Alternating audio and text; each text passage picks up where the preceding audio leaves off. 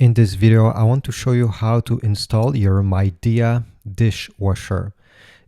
Even if you don't have the same model as the one you're seeing right now on your screen, there's a good chance that the process is very similar. So over here, I had my old dishwasher that I have disconnected, and today I will install this new one in the same spot. So let's get started. The first thing we'll do is to put this dishwasher on its back. So I can show you how it's under it, because this is important. Make sure when you do this to put a cardboard maybe under it so you don't scratch your floors. So the thing you need to do now, you see this is the dishwasher, the top of it. We need to remove this black panel over here. It's hiding two different ports. So you see there is a Phillips head screw and there is another Phillips head screw that we'll need to remove.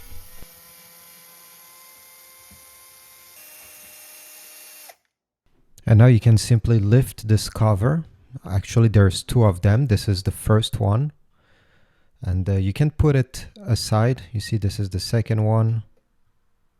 Put these aside because you will only need these at the very end. Don't lose the screws. So now I can show you a few different things. First of all, this dishwasher has feet. There's three of them, one over here, one over there, and there is one on the back that I'll show in a few seconds. You can higher or lower the dishwasher to level it, depending how your floor is, depending how your kitchen is. All right, simply by unscrewing them, you'll be able to lift the dishwasher. This is usually done at the end, but I'm showing it right now because it's easy to see it from this angle. The third feet on the back is right over here. There is only one of them and it works the same exact way as the one in the front. In the front on the left, we're going to find the water intake connection. And on the right side, we're going to find the electrical connection box that has a cover. You see there's a Phillips head screw that we need to remove to have access to the wires. Now you can simply slide the cover towards the left side. Don't lose it. We'll put it at the very end as well. Here you're going to find a ground wire, the green one, a negative, the black one, and a positive, the white one. Now, these are in the front, right? And you probably have the connection on the back. So you'll need to fish those wires under the dishwasher. And they made two channels where you can fish the cable. You see one over there and one over here. It even comes with some clips, so you can clip, if you can, the cables and the hose, the water intake hose. Now I have put back the dishwasher on its feet. And on the back of it, you're going to find the drain hose. This is how it looks, and you cannot remove it. It comes integrated. Remove these zip ties, and maybe this hose is long enough, or maybe you'll need to attach it to an extension, like in my case. We'll see it in just a few seconds, what I did. Now let's take a look where I will put this dishwasher. So over here we have hardware from the last one, starting with the power cable. This is a simple power cable that plugs in that outlet, and the other end will be hardwired to the dishwasher. And one very important thing is to turn off the breaker associated with the power outlet. You don't want any electricity flowing in those cables when you're installing your dishwasher. And I highly recommend you get those tester pens that will test and make sure that there's no electricity flowing in any cables. Even if you have turned off the breaker, this is just a peace of mind. Next we have the water line. You'll need a 90-degree elbow mount that again I will show you in just a few seconds, to connect it to the dishwasher. And here we have the drain tube. So as you see, if I turn around, this is the back of the dishwasher. You're going to guide from here on the left side the electrical cables to the front And on the right side gap, you're gonna guide the water line. So here is the installation complete. For the electrical box, I have simply put the black cable with the black, the white with the white, and the ground with the ground, and there I have linked them using some wire nuts. These are not included in the box. You'll have to purchase them separately. I have a bunch of them here. You don't need really big ones. These are not very thick cables. And if we take a look at the water line, you see over here, this is a 90-degree connector. I'll put right now on the screen a scan of the user manual telling you exactly which size you need. So it goes from there to there, and it helps the tube to go under the dishwasher. Check the description. I'll put links towards this hardware and other stuff that you may need that you see in this video. Finally, we have the drain hose, and I have connected the gray drain hose from the dishwasher to my extension drain hose. It comes included in the box with one of those collar that you can squeeze, so both are connecting and there's no leakage.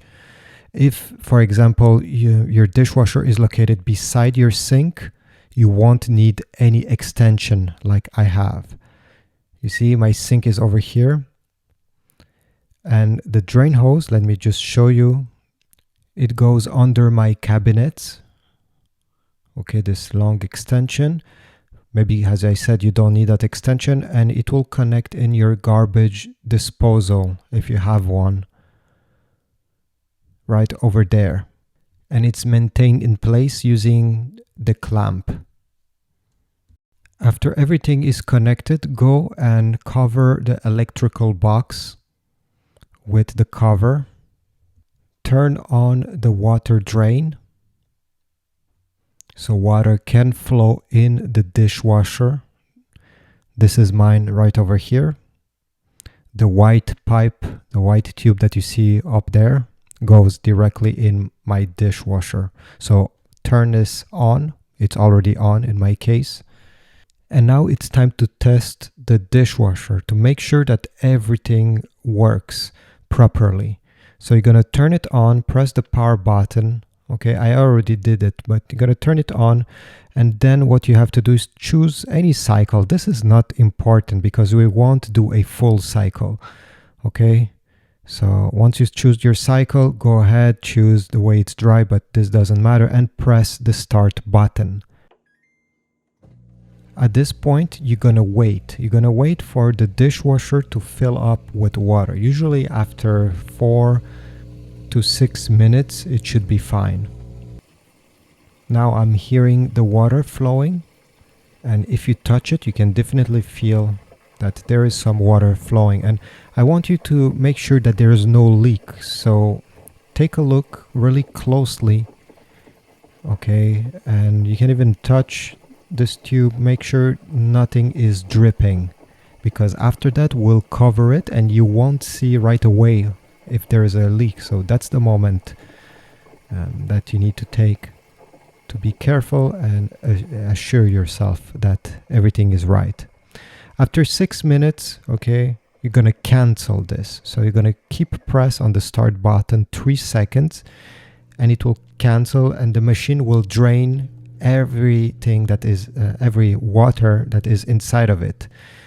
So you're going to take a look, and as you see, it's draining at this moment. And again, sorry that my garbage disposal is a bit disgusting, but as you see, the water is flowing from the dishwasher, and this is great. Again, check for any leaks around the water output. Okay, check over there, make sure that there's no water dripping and that clamp is doing its job. After it finished to drain, open and take a look. Assure yourself that there's no water left and it has drained the way it should drain the water. If you see that there is a puddle there, it probably means that your drain is clogged or something of this nature. Now, the mounting of this dishwasher can be done using those brackets that comes in the box, but in my case, my countertop is a bit weird. It has this lip that makes everything very hard to mount on the top. With my older dishwasher, it was a struggle. So I was very surprised and happy to see that this dishwasher is able to be mounted using the side over there. You see, I put a screw into the cabinet that is on the side. Right over there. This hole is covered usually with a plastic cap like this one. Now it's hard to put it back, but you get the idea. Just unclip, remove that cap, and you'll be able to screw your dishwasher in the side cabinets if this is what you want. And for me, definitely this is a better option. I did it on the other side as well. And as you see here, the screw goes in my cabinet. It's hidden, no one sees that. And I tested this out and it's pretty stable every time I pull the door. You can also mount more screws down below if you find that one on each side is not enough. Last step, once you make sure that everything is working properly, is to put back the plate in the front that is hiding the electrical box and the water line. Actually, as you know, there's two of them. And now it looks pretty clean. In the manual, it's also showing you how to adjust the tension of the door. So if you open the door and it falls on the ground quickly, you can adjust the tension. Or if you find that the door is hard to pull, again, using that screw that is shown there on the diagram, you'll be able to adjust that.